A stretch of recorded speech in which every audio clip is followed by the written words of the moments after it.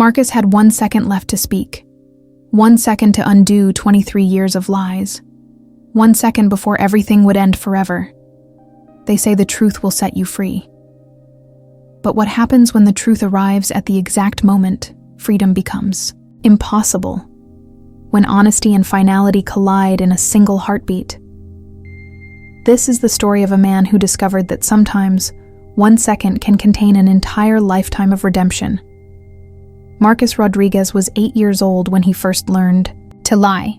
It wasn't malicious, just a small fib about breaking his mother's favorite vase. But the ease with which the words slipped from his tongue, the way his mother's disappointed frown melted into understanding, taught him something dangerous. Lies could protect people from pain. By high school, Marcus had perfected the art of deception. He lied about his grades to keep his parents proud. He lied about his drinking to maintain his reputation. He lied about his feelings to avoid uncomfortable conversations. Each lie built upon the last, creating an elaborate house of cards that somehow never seemed to fall. The pattern continued into adulthood. Marcus married Sarah, a kindergarten teacher with gentle eyes and infinite patience. But even she didn't know the real him. She didn't know about the gambling debts he'd hidden behind fabricated business expenses. She didn't know about the promotion he'd never actually received, the salary increase that existed only in his stories. She didn't know that their dream, house was mortgaged 3 times over, funded by credit cards, and borrowed money from friends who trusted his charming smile. For 15 years, Marcus lived in a parallel universe of his own creation. He'd perfected the performance so well that even he sometimes forgot which version was real. Sarah would kiss him goodbye each morning, telling him how proud she was of his success, how grateful she was for their beautiful life together. And Marcus would smile, swallow the bitter taste of guilt, and promise himself he'd fix everything tomorrow. But tomorrow never came. The debts grew larger, the lies more complex. Marcus began borrowing money from increasingly dangerous people, men who collected debts with more than harsh words.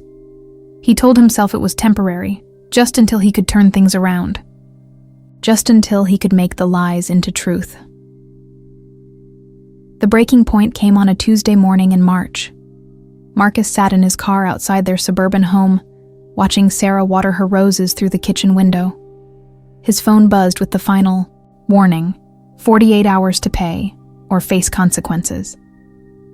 That afternoon, he walked into First National Bank with a plan born of desperation and a lifetime of believing he could talk his way out of anything. The robbery should have been simple. He'd researched everything: the guard schedules, the camera angles, the fastest escape route. But Marcus had never accounted for the one variable he couldn't control: his own conscience. As he stood in that bank lobby, gun trembling in his hands, demanding money he had no right to take, he saw his reflection in the security glass, and for the first time in 23 years, he saw himself clearly. Detective James Morrison had Marcus in his crosshairs. 27 years on the force had taught him to read desperation in a man's eyes, and Marcus Rodriguez was drowning in it. The bank's marble floors were slick with nervous sweat, customers huddled behind overturned chairs, and the air thick with fear and poor choices. "Put the weapon down, Marcus," Morrison called out, his voice steady despite the chaos. "This doesn't have to end badly." But Marcus wasn't listening. His mind was racing through calculations: how much money he needed, how much time he had, how many lies he'd have to tell Sarah when he got home. If he got home. "You don't understand," Marcus shouted back, his voice cracking. "I can't go to prison. My wife, she thinks I'm someone else, someone better." Morrison took a careful step forward. Behind Marcus, he could see the bank manager slowly reaching for the silent alarm. In seconds, this situation would escalate beyond anyone's control. "Marcus, look at me," Morrison said. "What's your wife's name?" "Sarah." The name came out like a prayer. "What would Sarah want you to do right now?" Marcus's hand began to shake. The gun felt impossibly heavy. Through the bank's front windows, he could see police cars arriving, officers taking positions.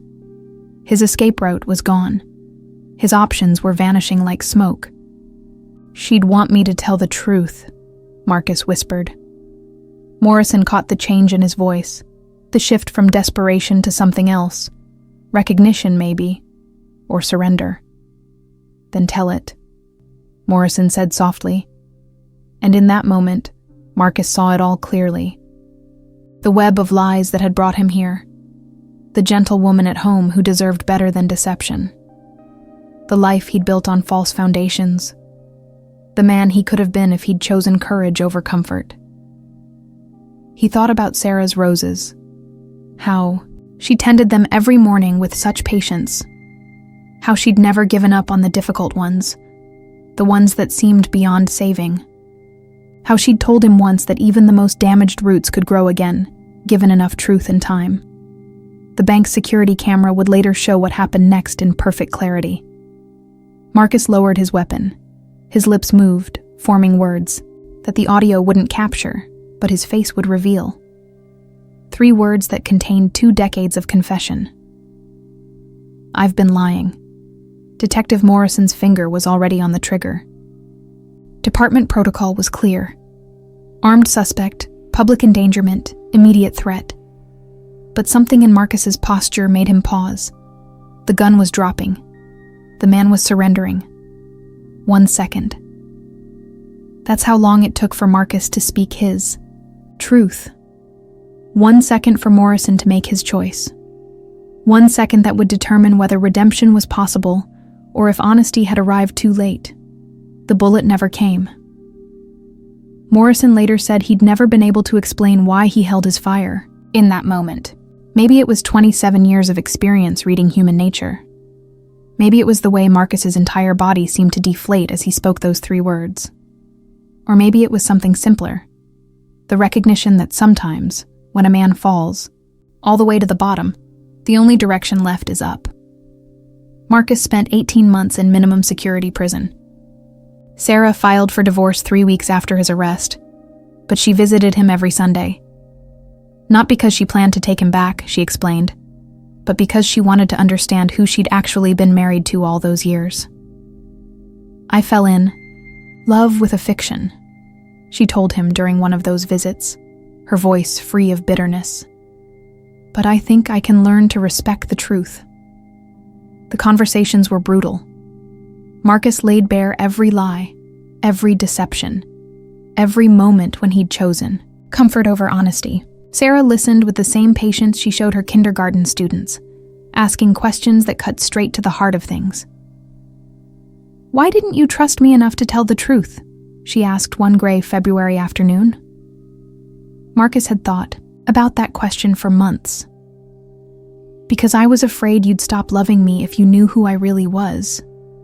So instead, you made sure I was loving someone who didn't exist." The truth of that statement settled between them like a stone in still water. During his incarceration, Marcus participated in every rehabilitation program available. He learned about addiction, not just to substances, but to the rush of successful deception. He studied financial planning, discovering that his actual skills in numbers and analysis could have provided a comfortable life if he'd applied them. Honestly, he wrote letters to everyone he'd deceived, offering not excuses but acknowledgement of the harm he'd caused. Most importantly, he learned to sit with discomfort, to feel shame without immediately crafting a story to escape it, to experience fear without reaching for the familiar comfort of lies. Sarah began dating someone else, a high school math teacher, who coached Little League and had never told her anything more creative than traffic was heavy. Marcus felt a familiar urge to feel jealous, to craft internal narratives about what he deserved or how unfair life was. Instead, he practiced something new. He felt genuinely happy for her. When Marcus was released, he moved into a studio apartment, 15 minutes from the prison. He took a job as a bookkeeper for a small nonprofit. Honest work with honest pay. His supervisor knew about his conviction. Marcus had insisted on full disclosure during the interview. I spent 23 years lying, he'd told her. I won't make that mistake again. 6 months after his release, Sarah called him, not to reconcile. That bridge had been burned too thoroughly for reconstruction. But to tell him something important. I wanted you to know, she said, that I finally understand what happened in that bank. You didn't just put down the gun, you put down the lies. And that took more courage than I think either of us realized. Marcus still drives past their old house sometimes, watching Sarah's roses bloom each spring. He thinks about Detective Morrison, who visited him in prison once, to check on his progress.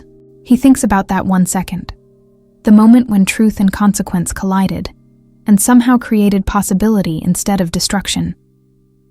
The ancient Greeks believed that character was fate, that who we truly are determines what happens to us.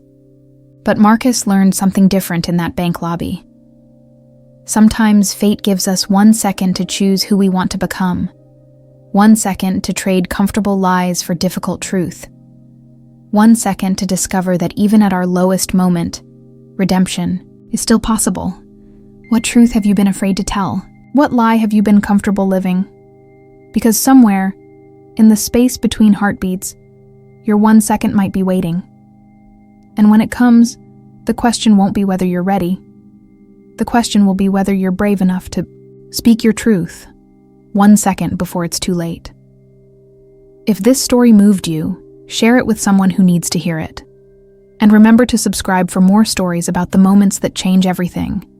Because sometimes the most powerful transformations happen in the time it takes to tell the truth.